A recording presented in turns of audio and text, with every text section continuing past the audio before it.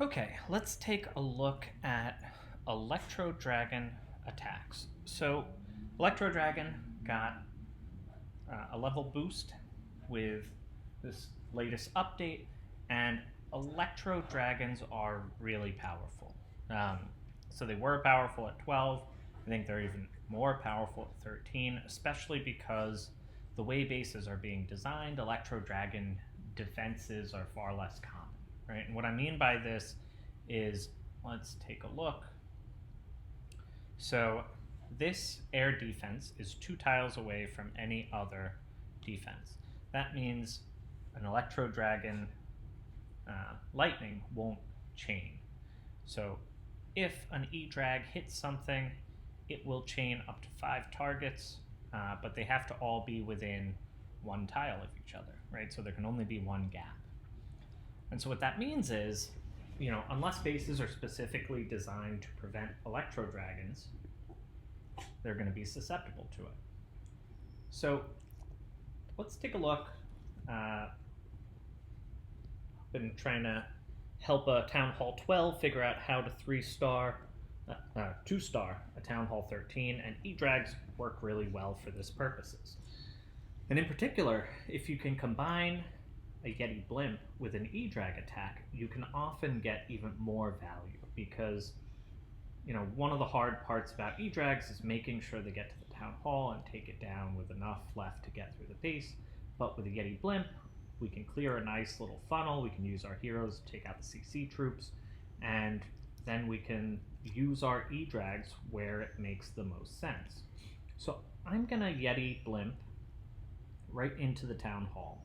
So I drop 2 Coco Loons, and then I'm going to drop the Blimp behind it and the Rage. And this is going to clear out a really nice funnel.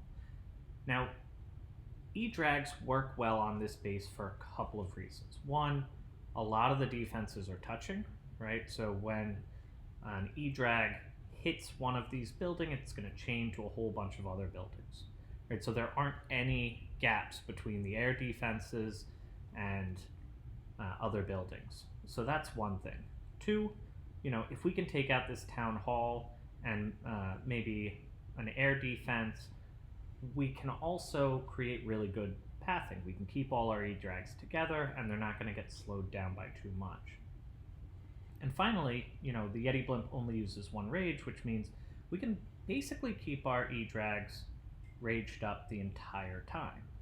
So let's take a look at how this works. So Yeti Blimp is really popular as a strategy for taking down these town halls that are close to the outside. And, it's going to end up being really effective at clearing a funnel, which is what we need, right? So we got the town hall, we got an air defense. Now we can bring in the king, we can bring in the queen, and we can start creating a little bit of a funnel. We just really want to clear all of this trash. Now, ideally, I think I wanted my heroes to go left and walk down the base, take out that king and that air defense, but that's not going to happen, so we're going to improvise. We'll take out the enemy champion, and now we're just going to spam our E-Dragons over at 10 to 12 o'clock. A couple Coco Loons in case they're black mines, and the Warden behind them, and we're going to just rage them up immediately and use the Warden ability early to protect from the first shots of the Eagle while we can get all of the E-Drags together. I think one of the biggest mistakes people make when they do attacks like this is they hold off on the Warden ability, but E-Drags spread out pretty quickly, and so I think it's always better to play it safe and use it early. So look at this, most of the base is already gone, right? We still have 2 freezes that we could use. I bring in the Royal Champ down at the 4 o'clock. It's probably not great, right? I end up using both of my freezes to keep her alive. So that's probably not the best strategy.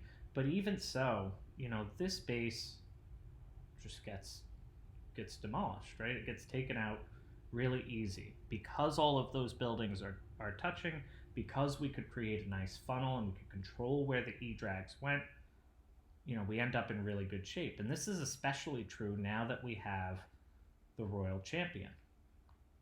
So let's take a look. I just did an Edrag attack. My Edrags are upgrading currently, so I had to use a power potion. So this is a 99%. And even still, I think one or two things go differently. This ends up being a time fail, but we're just going to Yeti Blimp right into the town hall. And this is one of the really big strengths of the Yeti Blimp, right? It hits a tornado trap. There are two scatter shots. There's an Inferno Tower, the CC, and yet it takes out the Town Hall and an Inferno Tower. We're going to drop our heroes at 6 o'clock with a Poison and a Baby Dragon just to clear the CC, a Witch and a Hound, and we're going to create a nice little funnel.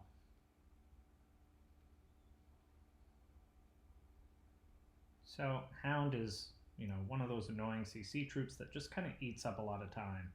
So that's probably one of the first things I could have done a little bit better. Second thing is the heroes go in different directions. So I'm gonna have to pop the King ability to make sure I get a nice funnel, and I'm gonna use a freeze on the scatter shot. I don't know if that was the best idea, but I really wanted to make sure that went down. Scatter shots are pretty powerful. So now I bring a Baby Dragon in over at 3 o'clock just to help create the funnel, and I'm going to use my first rage to help steer my troops. So if I rage up that top right side, I can get those top buildings taken out early. Otherwise, the Edrags might spread to the top right. I really want them to go into the base. So I drop another rage to keep them going. I use my Warden ability early. And here I probably could have used that a little bit earlier. I freeze the Queen. I'm not sure that was actually the best use of that freeze, right? I might have gotten more value by freezing the Eagle, because the raged Edrags were going to take out the Queen in one more shot anyway. And we'll speed this up a little bit, but it ends up being 99%, really close. The two Edrags on the bottom are going to go down to that air defense. But here's a perfect example, right? So we have air defense, we have an elixir collector, and a gold mine, right? And because they are one tile away, the Edrag is going to hit. It's going to hit this, and it's going to go down pretty easily. So how much? We have a full Edrag and mostly full Inferno Tower. I think that would have been a 3-star if I had a little bit more time, if I was a little bit quicker. But again, this is a really powerful attack, and it's really powerful on bases that are really clustered together, right? So a lot of these anti-2-star bases, we want to look and see, is the air defense touching other buildings? That's a good sign, right? That's usually a good sign that an Edrag attack will work well. Second, we want to look at where the sweepers are coming, right? Can we find good pathing for our Edrags? The sweepers will destroy your Edrags, right? So if you can avoid going into the sweepers, you should do so at all costs. If you can't, that's what you should be using your freezes on. And now with the new meta, the question is, can we find a base where we can take out the town hall early, right? So here, the sweepers are protecting the town hall from air attacks, right? So if we wanted to go in, we'd either have to do a Sui hero attack and commit a bunch of troops, or we'd have to hope to be able to have enough strength to deal with the town hall on the back end. But because we have the Yeti Blimp, just for our CC troops, a rage, and 2 loons, we can go in and take out the town hall, and then we can attack from the complete opposite side of the base. So that's a basic overview of the Edrag attack.